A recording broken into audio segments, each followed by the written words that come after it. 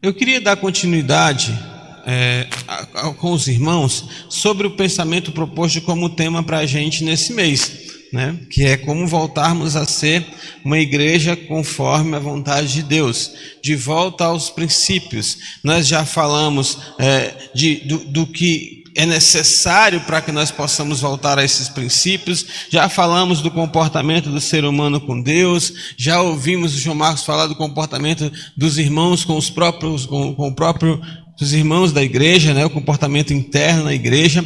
Hoje eu queria pensar um pouco com vocês sobre a igreja no mundo.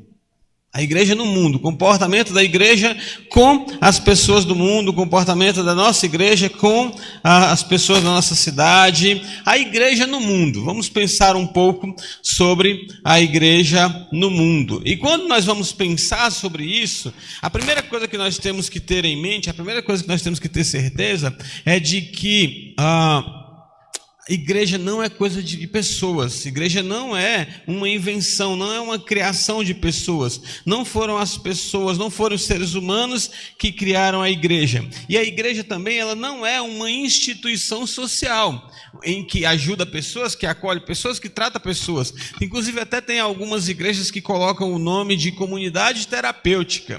Eu até conversei com um pastor há um tempo, e eu perguntei a ele: pastor, mas é uma igreja ou é uma comunidade terapêutica? Então, igreja, ela tem um molde, ela tem um plano, ela tem um modelo, porque ela foi instituída por Deus, ela é uma obra soberana de Deus, e a igreja é formada por aqueles que vão sendo salvos pelo Senhor. A igreja é formada pelos seus eleitos, a igreja é formada por aqueles que são chamados das trevas para a maravilhosa luz. Isso é igreja, certo? Por isso que o seu comportamento como membro de uma igreja, o seu comportamento como membro do corpo de Cristo, ele não pode ser moldado por culturas.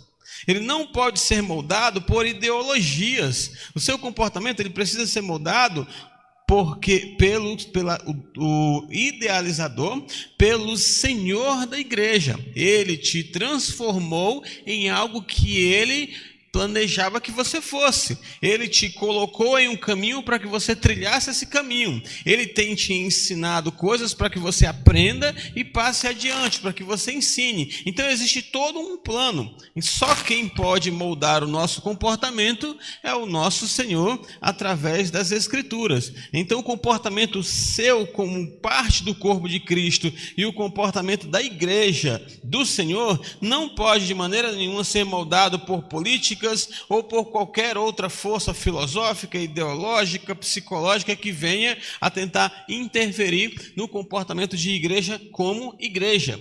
Então, Cristo, quando ele forma a sua igreja, quando ele está formando a sua igreja, nós vemos isso aí em João, não é o nosso texto, mas a gente está só lembrando aqui, quando ele está formando a sua igreja, ele pede uma coisa muito interessante para o Senhor, para Deus, para o nosso Pai, que nos coloca em uma incógnita, que nos coloca em uma tensão bíblica muito comum, muito conhecida. Ele diz assim: Senhor, eu não peço que o Senhor tire eles do mundo, eu peço que o Senhor livre eles do mal. Então olha olha o desejo de Jesus para nós. No momento, para nós cumprirmos a nossa missão, para nós sermos uma igreja conforme a vontade do Senhor, o Senhor pediu ao nosso Deus que Ele não nos tirasse do mundo, mas que Ele nos livrasse do mal. Então, qual que é a atenção? A atenção é que você permaneça no mundo. E permanecendo nesse mundo, você não se conforme com ele. Você não é do mundo, mas você foi enviado para este mundo. Então, a igreja ela não é um campo de força. A igreja ela não é um clube. A igreja ela não é uma associação fechada, uma comunidade fechada, onde nós nos protegemos do mundo. Pelo contrário, a igreja é a principal ferramenta do Senhor. A igreja é a principal ferramenta do Senhor para a transformação deste mundo, para a transformação das pessoas que estão nesse mundo, para que essas pessoas possam ouvir o Evangelho, para que essas pessoas possam ouvir a verdade, Este é o plano do Senhor para nós como igreja, com relação ao mundo, que nós venhamos a nos relacionar e nos relacionar muito bem com o mundo, mas para isso nós precisamos de um molde, para isso nós precisamos de um plano, porque não é de qualquer jeito. O Senhor, ainda na oração, quando ele estava orando pela sua igreja, ele disse: Senhor, da mesma forma que o Senhor me enviou ao mundo, também eu os enviei ao mundo. Então, existe uma forma, existe um meio, não é de qualquer jeito. Você não pode ser um crente de qualquer jeito. Você não pode ser igreja de qualquer jeito. Jesus disse: do jeitinho que Deus me enviou, eu envio a cada um deles. Então, nós precisamos pensar, não somente nesse mês, mas nós precisamos pensar durante toda a existência da nossa igreja, que jeitinho é esse? Que jeitinho é esse? Como ser uma igreja que agrada ao Senhor? Como ser uma igreja que caminha nos passos que o Senhor deseja? E como que eu, membro de uma igreja, posso ser um membro que agrada ao Senhor? Como que eu posso exercitar a missão que estava com Cristo e agora está comigo, do mesmo jeito que Cristo exercitou? Eu também devo exercitar. Como que eu vou fazer isso, né? Como que eu devo fazer isso? Então o Senhor, ele deixa um molde, ele deixa uma maneira para que nós possamos ser igrejas. Por isso que nós estamos pensando por várias semanas como ser uma igreja conforme a vontade de Deus, como ser um irmão, como ser um membro conforme a vontade de Deus. E para nós pensarmos um pouco sobre essa temática hoje, nós vamos abrir a nossa Bíblia em Mateus capítulo 5. Tá? Mateus capítulo 5, a partir do versículo 13. Nós leremos 3 versículos, faremos algumas considerações, tá? E daremos continuidade ao nosso pensamento aqui sugerido, tá? Então, Mateus capítulo 5, versículo 13. Eu vou ler na minha versão, não vai mudar muito não, só para não ficar sujeito ao delay, tá bom? Então, 13:16 diz o seguinte: vós sois o sal da terra, e se o sal for insípido, como que se há de salgar? Para nada mais presta, senão para se lançar fora e ser pisado pelos homens. Vós sois a luz do mundo. Não se pode esconder uma cidade edificada sobre um monte, nem se acende a candeia e se coloca debaixo de um aqueire, mas no velador, e dá luz a todos os que estão na casa. Assim resplandeça a vossa luz diante dos homens, para que vejam as vossas boas obras e glorifique ao vosso Pai que está nos céus. Glorifique ao vosso Pai que está nos céus. Pensando nesse texto, eu queria pontuar algumas coisas importantes desse texto para a gente. Nós não vamos vê-lo de maneira expositiva, é claro, a gente está numa sequência temática, né? Mas eu queria pontuar algumas coisas importantes, que a primeira coisa é que fala que a identidade da igreja define a missão da igreja. A identidade do crente define a missão do crente, certo? Por isso que você tem que ter bem claro, qual que é o propósito de Deus para a sua vida. Qual que é a identidade gravada de Deus em cada um de nós, em mim e em você. Quais os dons, quais os talentos, quais as formações, quais as instruções, quais as capacitações que Deus tem dado na sua vida, como Ele tem te formado, porque você se entendendo, você achando a sua identidade, isso vai definir a sua missão. A sua missão está está no ramo da música na igreja, a sua missão está no evangelismo, a sua missão está com as crianças, crianças? Qual que é a sua missão na sua rua? Qual que é a sua missão na sua empresa? Por que que Deus colocou você nessa empresa? Por que que Deus fez com que você estudasse nessa escola? Né? O que Deus te deu? Como Ele te capacitou? Como Ele está te capacitando para que você estude, para que você faça parte de determinada repartição? Isso tudo vai dizer para você qual é a sua identidade e também vai deixar bem claro qual que é a sua missão. Então Jesus, ele logo no início, quando ele vai começar esse texto, quando ele vai expressar o seu discurso, ele não fala que vocês devem ser sal, ou que vocês devem ser luz. Ele afirma. Então não é uma possibilidade. Tá? Ser sal da terra e luz do mundo não é uma possibilidade em nós, é uma verdade, é uma realidade, Por que que Jesus é tão incisivo e por que que Jesus é tão direto quando ele fala sobre o sal da terra e a luz do mundo? Porque ele, no processo de transformação, no processo de edificação, no processo de construção da sua vida cristã, ele te fez assim. Então ele está abrindo os olhos para você. Ele abre os olhos de muito crente quando ele diz assim: você é luz onde você está. Você é sal onde você está. Você é sal da terra. Você é luz do mundo. Ele diz: vocês são. Ele não está dizendo que vocês serão, ou que vocês poderão ser, ou que alguns são e outros não. Ele diz: vós sois sal da terra. Vós sois luz do mundo. Luz do mundo. E a missão da igreja, ela está diretamente ligada a essas duas grandes verdades, que nós somos, por Deus, formados, sal da terra e luz do mundo. Dessa forma, meu irmão, você não pode ser influenciado por qualquer coisa, porque você é um influenciador. A sua nova natureza fez de você um influenciador. A sua nova natureza fez de você uma influenciadora. Você não pode simplesmente ser levado por qualquer vento de doutrina, porque a doutrina de Cristo, ela deve ser soprada por você. Soprada por você. Porque Cristo te formou assim, para que você não seja igual, para que você seja diferente, para que outros sejam diferentes como você, para que outros possam seguir.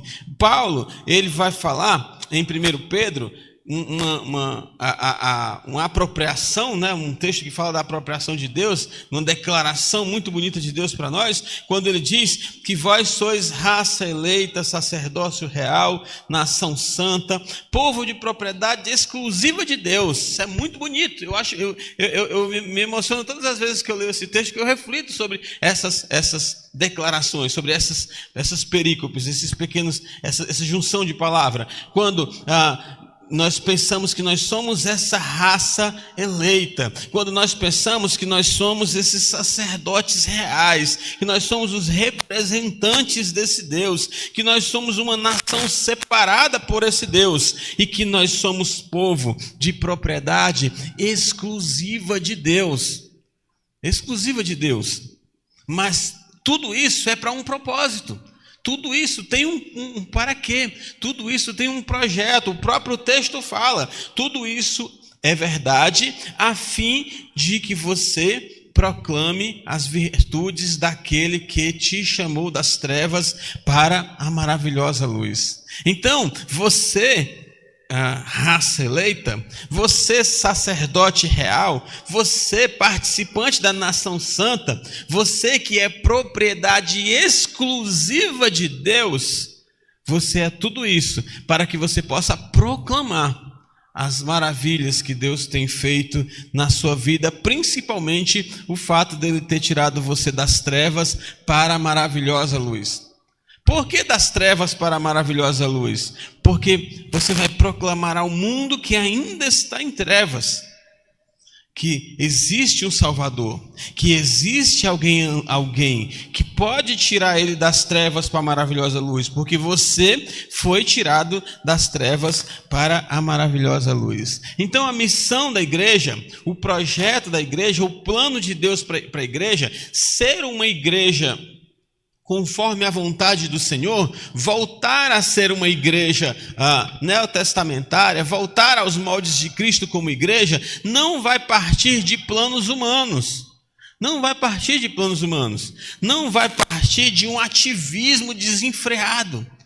Eu sei que a igreja funciona e a igreja tem as suas várias atividades. Muitas delas realmente são necessárias. Mas ser igreja conforme a vontade do Senhor não parte do ativismo, não parte de planos humanos. Ser igreja conforme a vontade do Senhor, ser um servo conforme a vontade do Senhor, parte da redenção, parte da regeneração, parte do que Cristo fez em você e do que Cristo está fazendo em você.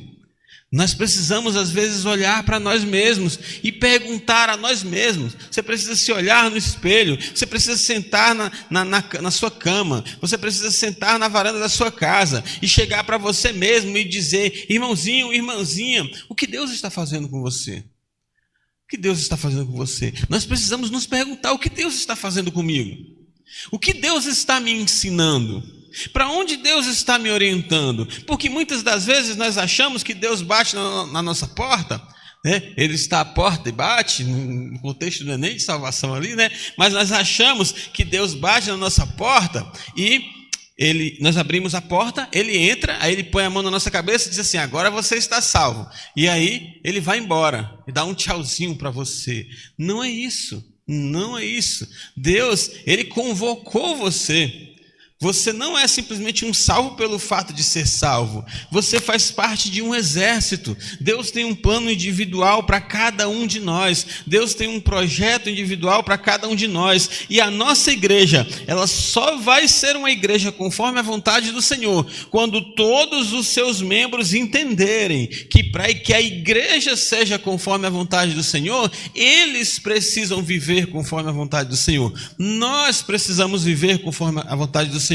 Você precisa viver do jeitinho que Deus quer que você viva, porque do jeito que Jesus foi enviado, daquela forma, daquela maneira, Jesus lhe enviou. Jesus espera que você faça do jeito que ele fez, do jeito que ele foi enviado. Então, Paulo, ele ainda reforça um pouquinho essa verdade quando ele vai falar em Efésios. Inclusive a gente viu esse texto na nossa escola bíblica, que nós estávamos mortos. Ele nos deu vida quando nós ainda estávamos mortos nos nossos delitos e nos nossos pecados. Foi até o texto que conduziu o nosso louvor no domingo passado, né? Então, ele reforça ali que você estava morto, que você estava incapaz, que você estava inábil. Ele te salvou, ele te chamou, ele te restaurou, ele te regenerou, ele te deu tudo aquilo que você precisa para você obedecer e para você agir conforme a vontade do Senhor. Você não foi salvo porque você era bonzinho. Você não foi salvo porque você era bonito. Você não foi salvo porque você tinha alguma coisa ou porque você precisava de alguma coisa. Você foi salvo porque Deus escolheu você para, através da sua vida, mostrar ao mundo a misericórdia, o amor, o cuidado, a providência, a proteção, mostrar ao mundo todos os seus atributos através da sua vida. Deus, ele salvou você e ele meio que colocou você em uma vitrine para que as pessoas possam olhar para você e perceber a grandiosidade do amor de Deus, olhar para você e perceber a grandiosidade da providência de Deus, a salvação e tudo mais que vem do Senhor para a sua vida e que pode ir para a vida das pessoas que estão lá fora também. Mas a questão é, como que eu estou me relacionando com esse mundo? Como que eu estou me apresentando para este mundo? Eu tenho apresentado as maravilhosas graças desse Deus que me tirou das trevas para a maravilhosa luz? Como que eu tenho andado por aí? Como que tem sido as minhas conversas? Quais que têm sido os propósitos das minhas amizades? Quais que têm sido os propósitos dos meus relacionamentos? Porque para tudo isso existe uma linha de pensamento Que linha de pensamento é essa? Manifestar a glória de Deus. Se você é uma enfermeira, você é uma enfermeira para manifestar a glória de Deus. Se você é um professor, Deus permitiu, Deus conduziu a sua vida para tal ofício, para que você manifeste a glória de Deus. Se você ainda está como estudante, Deus planejou que você passasse por esta etapa, mas que como estudante você manifeste a glória de Deus. Manifeste a glória de Deus. Deus está unindo você em casamento. Esse casamento é para fazer você feliz? Não, né? Nós já vimos de manhã também que nós não casamos para que nós sejamos felizes. Nós casamos para fazer o outro feliz, né? Mas maior do que isso é para manifestar a glória de Deus. Para manifestar a glória de Deus. Então você não foi salvo porque você estava se perdendo e Deus olhou para você e teve peninha de você e viu que você era mais bonito do que o outro e assim Ele te chamou e não chamou o outro. Não, Ele escolheu você para que a sua vida seja um reflexo de Deus. Mas um reflexo para quem? Para o mundo. Para o mundo, para as pessoas que estão lá fora. Para as pessoas que estão lá fora, né? Deus permitiu você, lembrei daqui de um exemplo, vou dar esse exemplo porque ele vai me permitir. Deus permitiu que o Isaac jogasse vôlei. Para quê? Para que o Isaac fosse um reflexo de Deus no grupo de vôlei. Deus permitiu que, João Marcos jogasse videogame, para que o João Marcos, jogando videogame com seus colegas, ele seja um reflexo de Deus enquanto ele está ali. Pastor, mas isso é fanatismo. Isso não é fanatismo, isso é serviço. Você vive para servir ao Senhor. Você respira para servir ao Senhor. Você tem um emprego para servir ao Senhor. Você se alimenta para servir ao Senhor. Você tem uma família para servir ao Senhor. Você existe para a glória de Deus. Quando nós entendermos isso, quando nós compreendermos essa nossa missão, a igreja ela vai voltar aos moldes que Cristo espera, ela vai voltar ao comportamento que Cristo espera e vai acontecer o que aconteceu em Atos. A igreja começa a cair na graça do povo. Como que nós vamos cair na graça do povo se nós não estamos no meio do povo? Como que o povo vai entender o evangelho que nós entendemos se nós não pregarmos o evangelho para esse povo? Como que o povo vai se aproximar de Cristo? Como que o povo vai entender as verdades? Como que o povo vai ser movido por essas verdades se nós não abrirmos a nossa boca, se nós não refletirmos a glória de Deus na nossa vida, se nós não cumprirmos o propósito pelo qual nós existimos? Porque nós existimos para a glória de Deus. Mateus 5,16 diz o seguinte: assim brilha a vossa luz diante dos homens, para que vejam as vossas boas obras e glorifiquem vosso Pai que está no céu. Glorifique o vosso Pai que está no céu. Então, tem que ser assim. O que você fizer, os homens têm que ver. O que você fizer, o mundo tem que ver. E o que você fizer, você vai fazer para a glória do Senhor. O que está acontecendo? O que está acontecendo de errado, pastor? O que foi que houve aí no meio do caminho? Como que nós nos perdemos no meio do caminho? Porque nós começamos a olhar para dentro do templo. Nós começamos a olhar para dentro do grupo. E hoje em dia, é muito triste, mas hoje em dia existem igrejas que têm no seu plano de ação se defender do mundo. Como assim? Né? Muitas igrejas têm no seu plano de ação se defender do mundo. Muitos irmãos, muitos crentes pegam essa ideologia como um plano de ação, se defender do mundo. Se defender do mundo. Não vou falar com as pessoas por causa disso. Não vou falar com aqueles por causa disso. Não, eu estou entregando folhetos na rua, mas eu não vou entregar o folheto lá no bar, porque imagino o que as pessoas vão pensar de mim se elas me verem entregando um folheto no bar. Vão pensar que você é crente, certo? Imagina o que vão falar. Imagina isso, imagina aquilo. Então, as pessoas elas criam um projeto dito cristão para se defender do mundo, para se blindar do mundo. E Jesus disse, não tire eles do mundo, Só livre eles do mal. Só proteja eles do mal. Então a proteção do mal que o mundo oferece, a proteção das ameaças do mundo, a proteção das ameaças de você estar inserido no mundo, é uma função sua ou é uma função de Deus? É uma função de Deus. Então, não se preocupa, se relaciona com esse mundo, investe nesse mundo, investe nas suas amizades, investe no seu trabalho, investe nos seus conhecidos, investe em quem você não conhece, investe em quem está perto, investe em quem está longe. Você tem aí as redes sociais, nós precisamos investir, mas investir com a verdade, investir com o evangelho. Nós não precisamos estar no mesmo tom deles, nós precisamos fazer a diferença.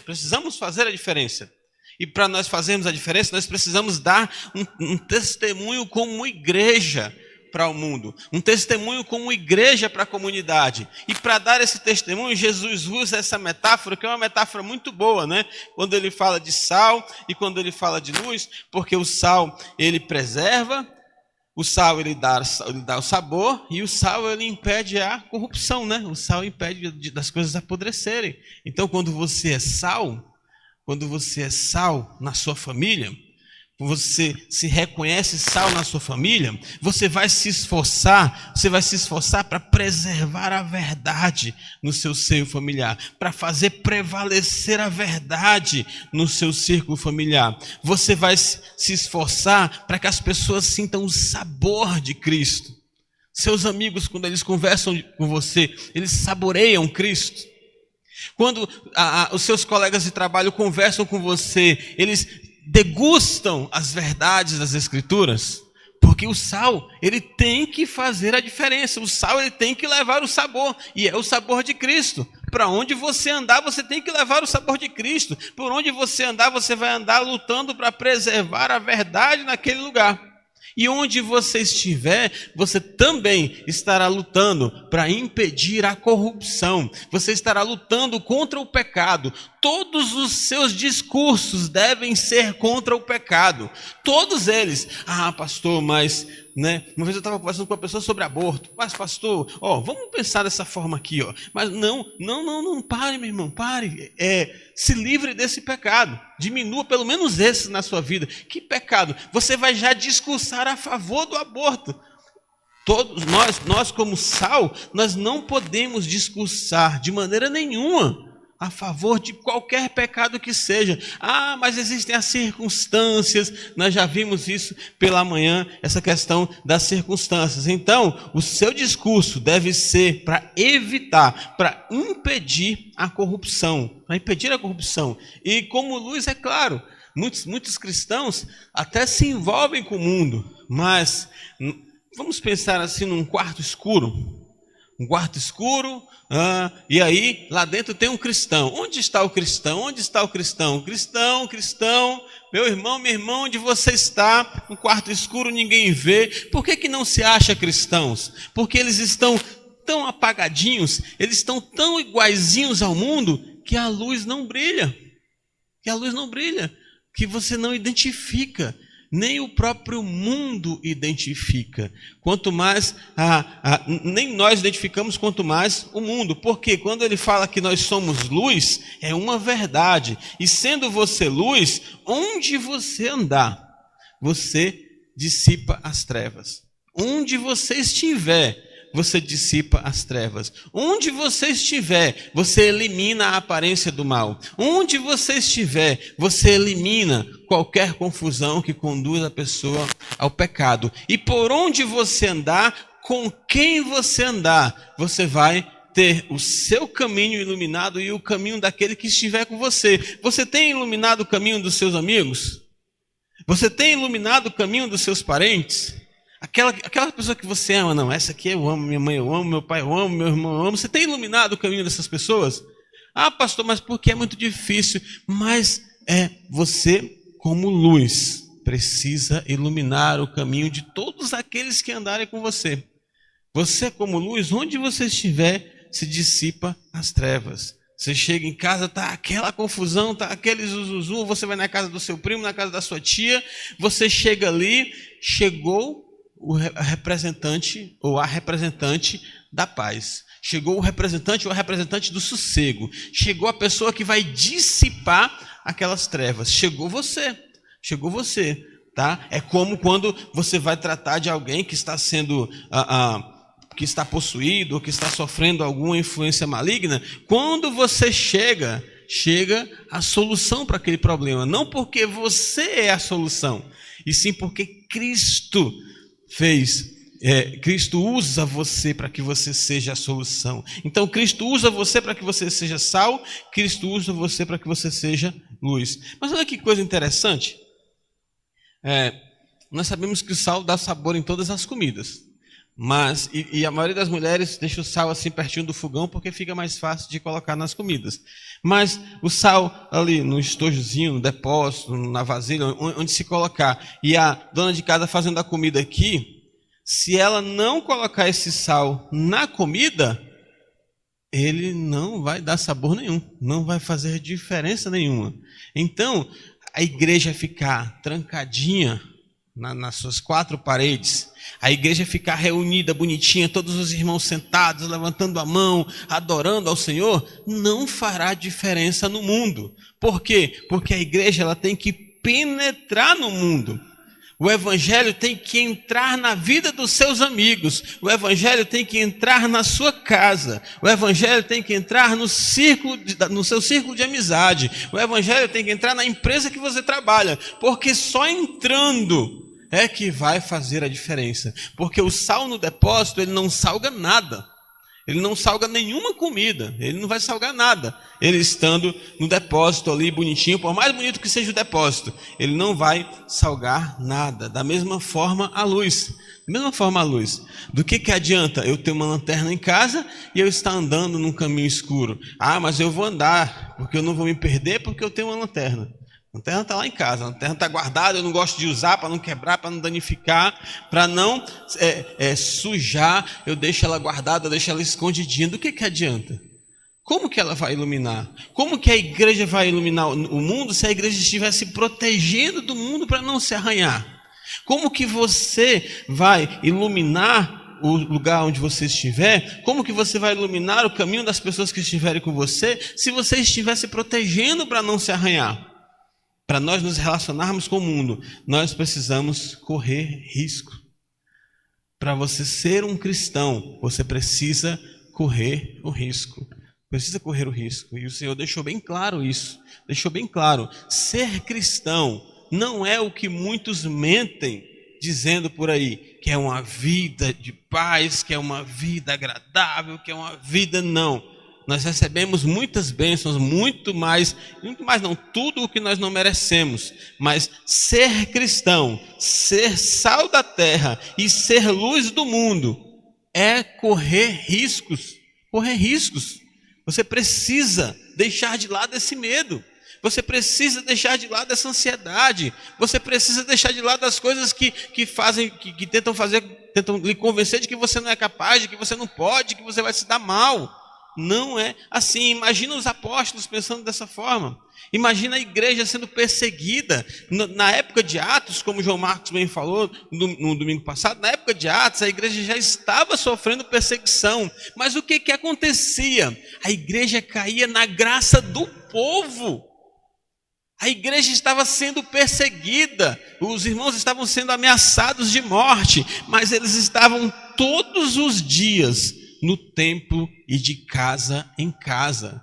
Eles sabiam que iam correr risco, mas todos os dias eles estavam no templo e de casa em casa, correndo o risco de ser um servo do Senhor. Aquele que quiser preservar a sua vida, vai perder. Então, é correr riscos. Nós precisamos estar cientes de que para nós sermos cristãos conforme a vontade do Senhor, para nós sermos uma igreja conforme a vontade do Senhor, nós precisamos nos envolver com o mundo, nós precisamos estar lá no mundo. Quando eu digo nos envolver, é não sermos influenciados e sim influenciar, mas nós precisamos estar ali, porque se o sal perder o seu sabor, para nada ele vai servir. Se uma igreja perde essa distinção espiritual, se uma igreja perde o senso da sua missão, se um irmão, uma irmã, se um crente perde o senso da sua missão, para nada serve. Para nada serve, a não ser para ser pisado. A não ser para ser pisado. Então, nós como igreja, nós precisamos ser relevantes onde nós estamos. Quanto relevante nós somos na nossa comunidade? O quanto relevante você é na sua família? O quanto relevante você é no seu círculo de amizade? O quanto relevante você é para os seus vizinhos? Nós precisamos ser relevantes em qualquer lugar que nós estejamos. Paulo exorta os crentes, certo? A não se conformar com esse mundo, a ser transformado pela renovação da nossa mente, que é feita pelo Espírito Santo. Mas nós precisamos demonstrar as nossas obras. E Pedro, ele, na sua carta, ele recomenda, em um determinado momento, ele diz assim: continuem perseverando, continuem buscando a excelência, continuem sendo excelentes nos seus procedimentos entre os gentios, no meio dos gentios, com os gentios. Se esforcem para sempre dar testemunhos, se esforcem desde manhã cedo. Senhor, como nós falamos, né? Senhor, mais um dia de luta, mais um dia de testemunho. Deus me dá várias oportunidades para que eu possa refletir o Senhor. Deus me livra do mal, me livra de tudo aquilo que vai me tentar a não refletir ao Senhor. Me livra. Viver o processo de santidade, viver o processo de santificação diária, vai nos fazer sermos esse reflexo de Deus, vai nos fazer sermos esta luz para este mundo. Quando nós pensamos em uma igreja ser relevante para o mundo, nós entendemos que o maior trato que precisa ser dado é em nós. O maior trato, o maior cuidado que nós temos que ter é com a gente mesmo, para que nós possamos continuar sempre brilhando, sempre aptos, sempre prontos, sempre dispostos a servir ao Senhor e a refletir ao Senhor em todas as oportunidades que nós tivermos. Tem um teólogo, o Riley, que ele diz o seguinte: a santidade exerce mais influência silenciosa do que 1000 sermões sem vidas. Então, se você vive uma vida de devoção, se você vive uma vida dedicada ao Senhor, se você vive uma vida vigilante, se você vive uma vida com cuidado, se você se preserva, se você preserva o seu testemunho, se você se preocupa com a mensagem que você vai levar no aniversário de uma criança. Eu vou para o aniversário do meu primo. Eu sei que vai ter um monte de criança lá. Mesmo que só tivesse crianças, que mensagem eu posso levar para essas crianças? É claro que eu não vou pegar o microfone lá e vou dizer: criança, senta aí que eu vou pregar. Mas eu vou sentar com uma ou com outra. Eu vou sentar um tempo com algumas crianças. Ou então eu vou me sentar com os pais dessas crianças. Que mensagem eu posso levar? Como que eu posso fazer a diferença? Como que eu posso iluminar aquele aniversário? Porque eu estou indo lá. A luz para este mundo está indo lá. Como que eu posso iluminar esse aniversário? Como que eu posso trazer um sabor diferente para esse aniversário? Eu vou comprar o pão. Como que eu posso trazer um sabor diferente para a pessoa que vai me atender? Como que eu posso iluminar a vida da pessoa que vai me atender? Se você pensar dessa forma, se você começar a exercitar esses pensamentos, se você começar a exercitar essa preocupação, com toda certeza, você vai estar causando uma influência bem maior do que muitos sermões que são pregados aí nas redes sociais. Muitas mensagens que são pregadas aí afora. E pensando ainda sobre essa questão do testemunho, só para a gente passar para outro ponto, Paulo ele vai dizer o seguinte: então, enquanto temos oportunidade, façamos o bem a todos, mas principalmente aos da fé. Quanto aos da fé nós tratamos no domingo passado, agora a todos.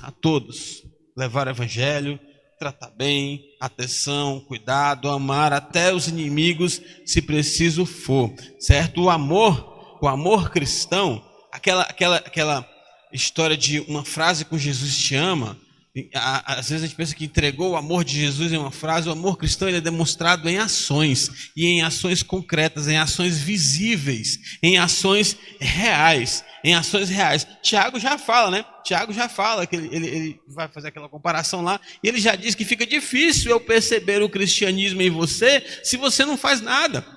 Fica difícil eu saber que você é uma referência de Cristo se você não demonstra isso. Às vezes tem pessoas perto de você, tem pessoas ao seu redor, tem pessoas ao redor de um cristão, vamos usar esse termo. Às vezes tem pessoas ao redor de um cristão que estão sedentas por Cristo. Tem pessoas que estão ao redor de um cristão que querem ouvir uma palavra de Deus, que estão precisando de uma palavra de conforto, que estão precisando de uma exortação, que estão precisando de uma palavra de transformação. Mas como que essas pessoas que estão ao seu lado, precisando de Cristo, vão saber que você tem Cristo para elas, se você não manifesta Cristo na sua vida, por onde você anda?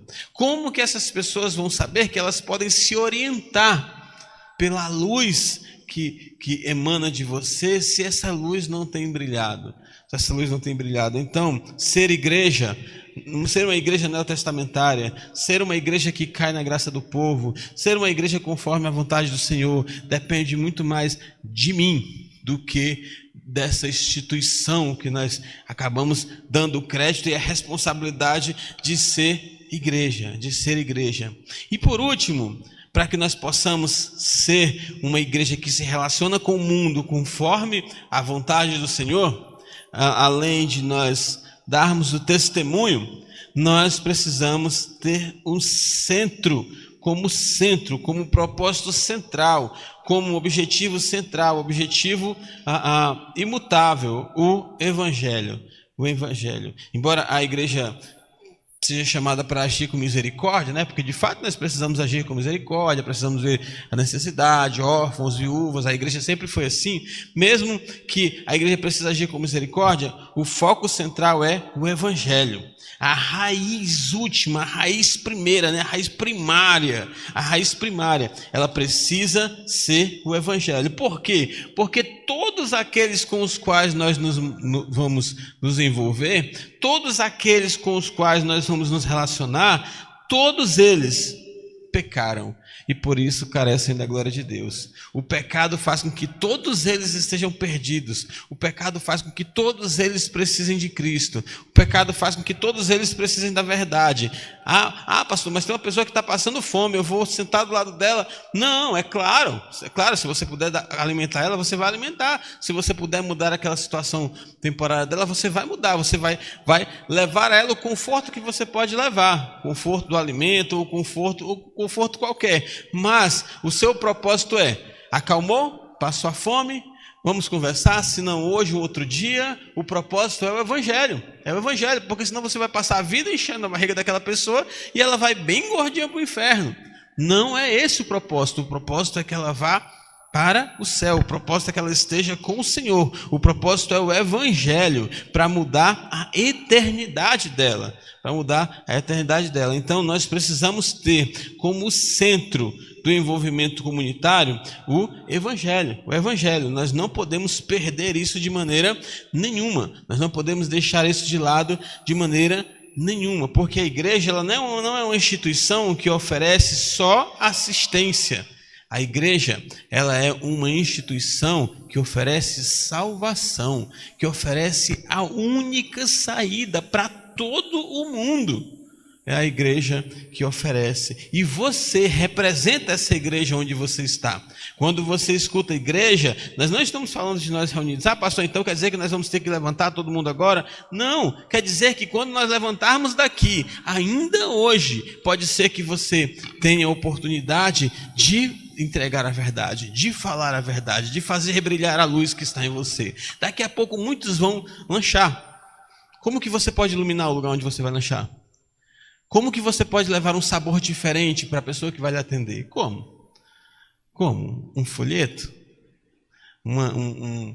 Sei lá, alguma coisa escrita a próprio punho? Ou uma breve declaração para ela? Porque ela vai vir, né? Ela ou ele vai vir com toda a atenção. O que você deseja? Eu quero te falar uma coisa antes de pedir qualquer coisa.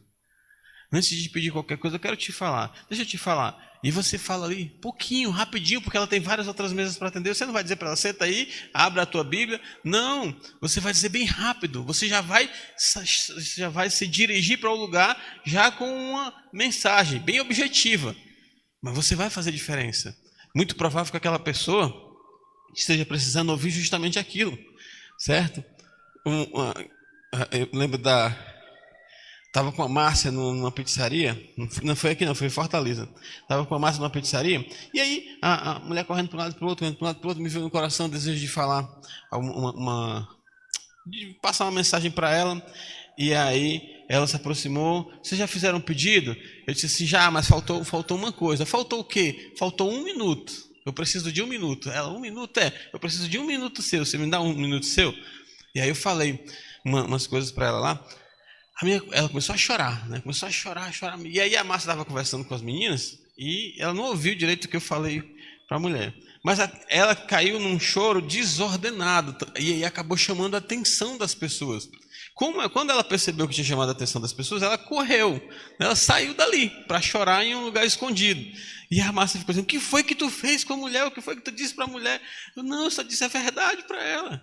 Ela só ouviu a verdade, certo? E aí a Márcia foi atrás dela. Não, Márcia, vai lá atrás dela, porque se eu me levantar aqui e for atrás dela, todo mundo já viu que eu falei com ela, ela chorou. E aí eu vou me levantar e vou atrás dela, os homens vão correr atrás de mim, pensando que eu vou bater, que eu vou continuar fazendo o que eu tinha feito com ela. E aí a Márcia foi lá, e aí ela ainda chorou um pouquinho com a Márcia ainda falou mais algumas coisas para ela, certo? Mas uma simples frase, um simples comentário. Nós pecamos muito, nós erramos muito, nós podemos iluminar a vida de muita gente com uma simples frase, e nós não fazemos isso, nós não fazemos. Entregar folheto é coisa do passado, mas mandar mensagens de WhatsApp não é coisa do passado. Entregar folhetos é coisa do passado, mas mandar um direct não é coisa do passado. Publicar alguma coisa para que todos os seus seguidores possam ver, claro que nem todos vão ser tocados, mas se uma pessoa for tocada pela sua postagem, se uma pessoa ler a sua postagem e fazer diferença, você levou um sabor diferente para a vida daquela pessoa, porque você é sal. Você iluminou a vida daquela pessoa porque você é luz. E não foi só você, foi a igreja. A igreja. Agora vai ficar acreditando nas minhas ações? Não estou falando da igreja batista, estou falando da igreja de Cristo. Da igreja de Cristo. Então, para concluir, certo? A igreja ela não é um clube, como a gente já falou, ela não é uma organização religiosa também, como a gente falou. Nós somos embaixadores desse Deus, nós somos representantes desse Deus, nós somos sal que precisamos trabalhar para preservar, para levar sabor e para evitar o mal. Nós somos luz para dissipar as trevas e para iluminar o caminho de muitas pessoas. E o profeta Miqueias vai terminar para a gente de uma maneira bem direta e bem clara, quando ele vai dizer no capítulo 6, versículo 8, o seguinte: ele te declarou, ó homem, o que é bom e que é o que o Senhor pede de ti, que pratiques a justiça, ame a misericórdia e andes humildemente com o teu Deus. Com o teu Deus. Se eu praticar aquilo que é justo, se eu amar o exercício da misericórdia e se eu andar humildemente com Deus, tudo isso que nós falamos hoje vai acontecer na sua vida naturalmente. Naturalmente, as pessoas vão dizer, é tão bom conversar com você, porque você diz coisas para a gente que afagam o nosso coração, e você fica pensando assim, o que foi que eu disse? Que história é essa? O que eu estou dizendo? Você está ficando doido, não falei nada. Falou, porque você anda na justiça, porque você ama a misericórdia, você anda humildemente ao lado de Deus. Da sua boca saem palavras de vida, da sua boca saem palavras que levam sabor para a vida das pessoas, mesmo sem que você tenha a intenção. É claro que no começo precisa ter todo um trato, todo um trabalho, toda uma vigilância, todo um projeto, mas depois isso vai se tornando natural.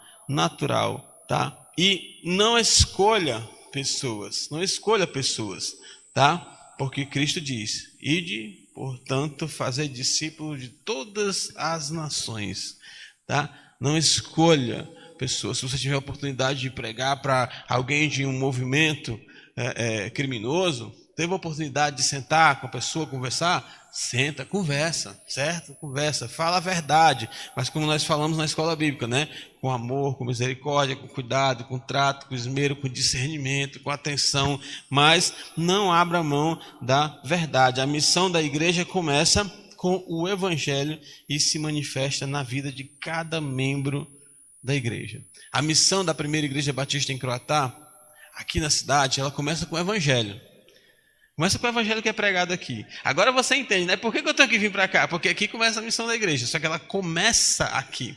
A missão da igreja ela não se conclui no culto de domingo. Uma vez eu estava conversando com o pastor e ele falou, né? Terminamos o culto e aí nós fomos jantar e ele, terminei a missão da semana. Não, pastor, terminou não, ela começou. A missão da igreja começou com o seu sermão. Né? Provavelmente você tem que voltar lá no púlpito e pregar de novo. Mas a missão da igreja começou com o seu sermão. A missão da igreja ela começa com o sermão aqui. E ela se conclui, ela se manifesta na vida de cada um de vocês. Na vida de cada um de vocês. Ela é eficaz a partir da vida de cada um de vocês. Ela tem uma abrangência a partir da vida de cada um de vocês. O que vocês ouviram? E o que vocês vão falar com aquilo que vocês ouviram? Essa é a missão da igreja. Essa é a missão da igreja. Vocês vieram aqui encher as lamparinas. Agora vocês vão sair por essa porta para iluminar esse mundo que está aí fora. Vocês vieram encher o pote de sal de vocês. Vocês vão sair por essa porta para levar sabor para a vida de todas as pessoas que chegarem perto de vocês. Saibam disso. Nessa semana você vai lembrar disso. Amanhã você vai lembrar disso. Depois da manhã você vai lembrar disso sempre. Eu vou sair daqui e vou iluminar a vida. De quem? Eu vou lá na casa da minha irmã, vou iluminar a vida da minha irmã. Não, eu vou iluminar a vida de qualquer um que passar por mim até que eu chegue na casa da minha irmã. Eu vou levar o sabor para a vida de qualquer um, vou levar o sabor para a vida de todos aqueles que eu tiver oportunidade de levar, para todos aqueles que eu tiver oportunidade de falar. Então, para que a igreja seja uma igreja neotestamentária, a primeira atitude da igreja, a primeira atitude nossa é: arrependa-se, arrependam-se. Nós precisamos nos arrepender de como nós estamos sendo igreja.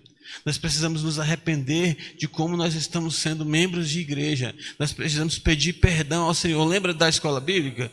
Porque, meus irmãos, Deus ele tem falado em uma linha que não tem como você... Né? Eu não vou voltar à aula, mas se arrependam, porque muitas das vezes nós fazemos coisas que parecem boas, inclusive nós até falamos do fato de estar no culto. Mas o que nós falamos? O que nós falamos você perdeu, se você vier no outro domingo, você escuta o que você falar no outro domingo. Mas coisas que parecem boas, mas que estão sendo ações egoístas e não ações para o reino de Deus.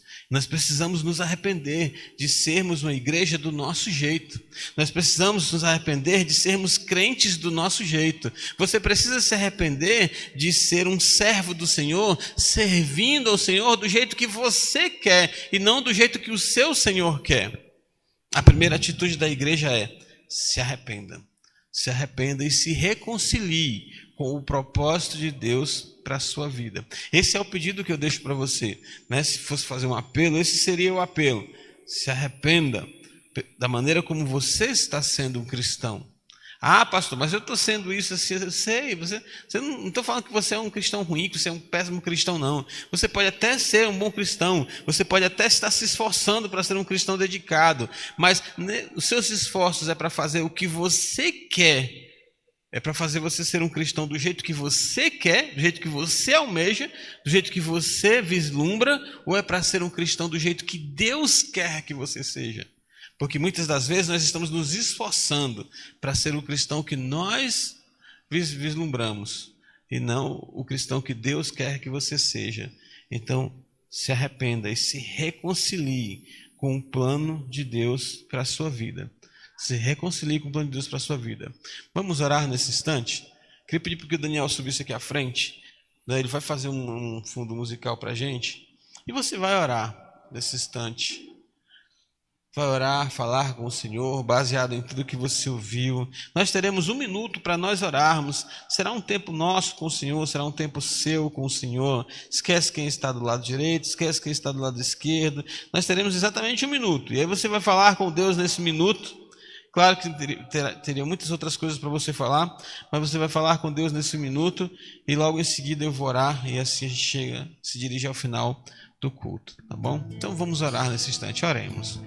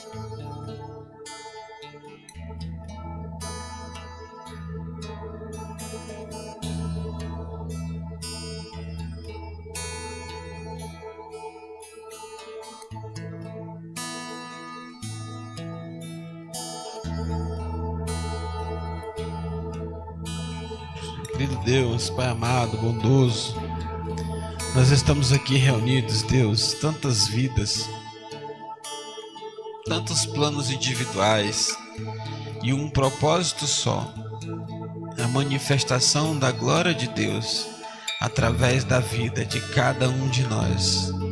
Oh Deus, o quanto nós temos brilhado para manifestar a Tua glória. Uma mensagem como essa, Senhor, às vezes nos constrange. Nós ficamos até sem palavras para nos dirigirmos ao Senhor. Que bom que o Senhor entende o nosso coração. Que bom que o Senhor prescruta o mais íntimo de cada um de nós. Porque não seria, Deus, incomum nós nos enrolarmos nas nossas palavras numa oração depois da Tua mensagem. Depois, Deus, que nós aprendemos que aquilo que nós entendemos como cristãos forma a nossa missão. Mas também nós entendemos que a nossa missão não é do nosso jeito, é de acordo com a Tua vontade. Nós entendemos que nós não podemos ser igrejas do nosso jeito. Nós não podemos ser igreja do jeito que a cultura deseja. A cultura do lugar, a cultura do país, do jeito que as ideologias têm pedido. Cada ideologia quer uma igreja do seu jeito, quer uma igreja que conforte o seu ego. Nós não podemos ser essa igreja. Nós não somos essa igreja. Deus, nós não queremos ser uma igreja que conforta o ego do ser humano. Nós queremos ser uma igreja que confronta o pecado desse ser humano. Nós queremos ser uma igreja que ataca o pecado, que ataca o mal que está destruindo a vida da humanidade, que ataca o mal que está destruindo a existência de muitos moradores dessa cidade, muitas pessoas que habitam, muitos dos habitantes de Croatá. Deus, nós queremos ser relevantes para essas pessoas. Nós queremos ser referências de Cristo para essas pessoas. Não referências nossas, mas referências de Cristo. Mas Deus, muito disso tem ficado apenas no querer. Ah, Deus, perdoa todos nós. Perdoa a primeira igreja batista em Croatá por tentar ser igreja nos moldes humanos, nas percepções humanas. Perdoa, Deus, todos nós pelas vezes que nós decidimos aquilo que nós achamos, decidimos de acordo com as nossas impressões. Perdoa, Deus, por todas as vezes que nós fazemos algo em que Cristo não é o centro, em que o Evangelho não é o propósito principal, em que o propósito principal não é lançar esse Evangelho lá para fora. Ô Pai, quantos projetos foram idealizados para dentro? Quantos planos, quantas ações nós temos, Deus, na nossa igreja e na nossa própria vida, pensando exclusivamente em nós, para nós, por mim, eu mereço, eu quero, eu desejo. Oh Deus, não foi isso que nós aprendemos, não é isso que o Senhor tem nos ensinado, mas é isso que nós temos praticado, Senhor. Então, como não chegar diante de um momento como esse com essa oração de contrição diante do Senhor? Estamos com os nossos corações contritos, estamos com os nossos corações mastigados, estamos, Deus, nos sentindo realmente envergonhados diante do Senhor. Como nós podemos bater no peito e dizermos que fazemos parte do corpo de Cristo, se muitas das vezes a única coisa que nós fazemos é desobedecer a esse Cristo? Oh Deus amado, muda essa realidade, muda a realidade da tua igreja. Nós sabemos que o Senhor transforma, nós sabemos, Jesus, que o Senhor transforma, nós pregamos que o Senhor transforma. Então, Jesus, transforma a tua igreja, transforma o teu povo, transforma cada um de nós, para que nós possamos realmente ser sal, para que onde nós estivermos, nós possamos fazer com que essas pessoas saboreiem a tua verdade, com que elas saboreiem o teu evangelho, que nós possamos ser sal, para que onde nós estivermos, nós possamos ser o principal combatente do pecado ali.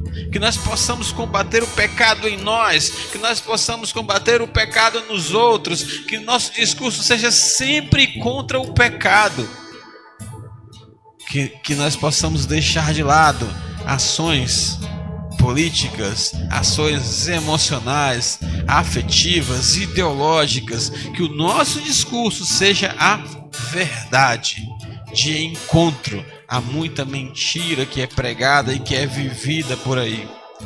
Deus, nós somos este sal. Nos ensina, Senhor, a levar o sabor. Nos ensina, Senhor, a combater o mal. Nos ensina, Senhor, a preservar a tua verdade. Mas nós também somos a luz. O Senhor nos constituiu. Nós não somos luz porque merecemos. Nós não somos luz porque temos alguma coisa ou porque sabemos fazer alguma coisa. O Senhor nos constituiu luz. Oh Deus, por que a gente não está brilhando como deveria brilhar? Oh Pai, que diferença nós fazemos nas trevas da nossa semana? Que diferença nós fazemos nas trevas da empresa que muitos trabalham? Que diferença nós fazemos nas trevas da nossa família? Que diferença nós fazemos nas trevas dos nossos círculos de amizade? Como nós temos iluminado esse povo, Deus. Nos ensina a brilhar, nos ensina a realmente refletir o Senhor. Porque, como o Senhor bem falou, nós não seremos escondidos. Muitas, às vezes até nos enganamos, Pai, achando que estamos escondidos, mas estamos sendo vistos, e estamos sendo vistos como um luzeiro imprestável. Oh Deus, muda essa realidade em nós. Muitas das vezes nós nos perdemos no nosso caminho. O que seria de nós se não fossem as misericórdias do Senhor que se renovam a cada dia da nossa vida? Nós nos perdemos nos nossos próprios caminhos. Como que nós, sendo a luz para este mundo, vamos iluminar os caminhos alheios, se em muitos momentos nós não iluminamos nem o nosso? Senhor, o que nós estamos fazendo com o crente que o Senhor nos transformou? O que nós estamos fazendo com o servo de Deus, o que o Senhor nos transformou. Tem misericórdia de nós, Pai. Tem misericórdia. Perdoa, perdoa, perdoa, Deus. Oh, Pai, iríamos passar a noite aqui pedindo perdão. Oh, Deus amado, abençoa a tua igreja. Abençoa o teu povo. Abençoa os teus servos. Derrama sobre nós graças transformadoras, Pai. Nós precisamos da tua misericórdia, precisamos da tua graça. Quanto mais nós olhamos para nós, mais nós percebemos o quanto nós precisamos do Senhor. Mas isso tem que fazer com que nós venhamos a buscar o Senhor. Oh Deus, muda a realidade daqueles que não têm te buscado, daqueles que estão se conformando com as migalhas de um sermão no domingo, daqueles que estão se conformando com as migalhas das orações na quarta-feira. Oh Deus, muda, tira esse conformismo de nós. Orar sem cessar, refletir de dia e de noite. Deus, nós precisamos muito do Senhor, precisamos demais do Senhor. Age, continua agindo de forma soberana em cada um de nós. Nós te pedimos isso e pedimos em nome de Jesus. Amém.